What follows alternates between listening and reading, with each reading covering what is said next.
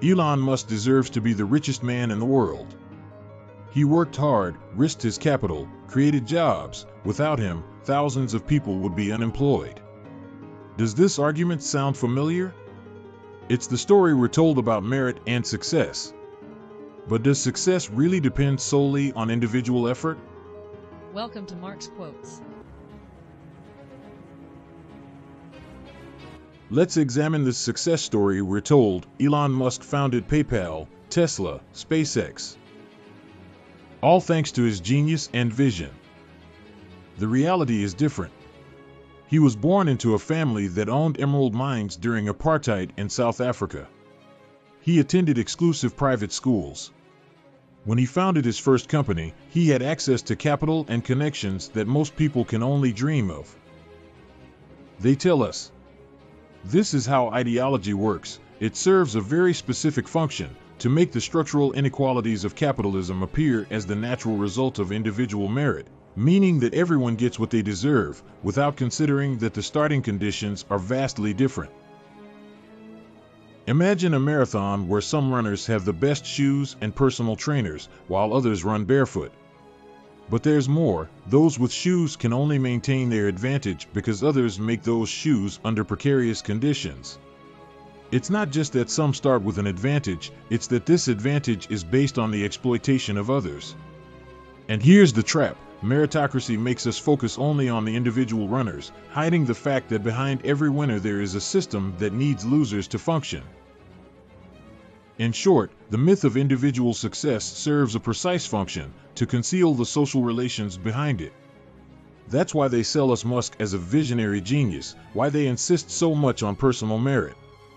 Because if we look beyond that tale, we see that there is no such thing as a self-made man. What exists is a system that concentrates socially produced wealth in the hands of a few, and it needs a narrative to justify it. That is the true role of meritocracy.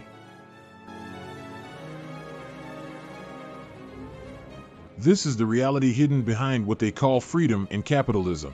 And I say what they call freedom because this is far from being freedom. I'll leave a video in the description where I elaborate on what I understand as freedom. This supposed freedom to sell one's labor power conceals a profound material inequality, which is the foundation upon which the meritocratic myth is built. If starting a business is so easy, why doesn't everyone start their own and live happily ever after? It's like saying everyone could live off rent. But for someone to collect rent, others necessarily have to pay it. There's no rentier system where everyone is an owner and no one is a tenant. The same happens with capital. The system needs a few to concentrate it while the majority must sell their labor power to survive. And while the system ensures that the majority cannot access capital, it actively promotes entrepreneurship. Be your own boss, dare to start your own business. Those who want to, can. If you like the content, please like and subscribe. Again, the same mechanism, presenting as an individual choice what is actually a structural impossibility. This reveals another contradiction of the meritocratic discourse. It tells us that we could all be successful entrepreneurs, when the system itself requires that the majority lack capital. Meritocracy hides the fact that capitalism needs this division. It's not a matter of merit or personal decision. The reality is that most workers barely make ends meet with their wages. Where would they get the initial capital to start a business?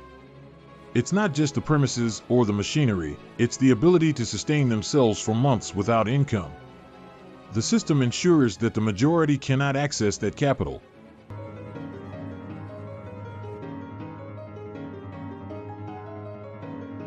The fetishization of merit operates like that of the commodity, just as value appears as a natural property of the object when it actually expresses social relations. Merit appears as a natural quality of the individual when it actually expresses class relations. This mechanism is not a simple illusion. It is the necessary form in which capitalist relations appear when class differences must be presented as the result of individual differences that are the product of exploitation. In Musk, we see this mechanism operating perfectly. His visionary genius appears as a natural, individual gift, when in reality it expresses a class position. His brilliant ideas conceal privileged access to education, capital, and connections. His entrepreneurial ability hides the network of social relations inherited by the dominant class in the form of capital, privileged education, and business contacts. This transformation is not accidental. In a system that presents itself as one of free and equal individuals, class differences cannot appear as they are. They must be presented as the result of individual merit. Class domination must appear legitimized as the fruit of talent and effort. That's why the fetishization of merit is so resilient, because it is the necessary form in which capitalism conceals its own nature. That's why this fetishization plays the central role in the reproduction of the system. Not only does it legitimize domination by presenting it as the result of merit, it does something deeper. It ensures that the dominated not only accept but actively defend their own domination. Elon Musk is a genius and worked hard to have what he has. Thus, class differences appear as just and natural. Social problems are experienced as personal deficiencies. Collective organization appears unnecessary. The fetishization of merit not only conceals class relations, it hinders the development of the consciousness needed to transform them. This myth of individual merit has a precise function: to make the exploited defend their own exploitation. That's why when someone says, Elon Musk deserves it, they're not just expressing an opinion, they're reproducing the way capitalism hides its true nature.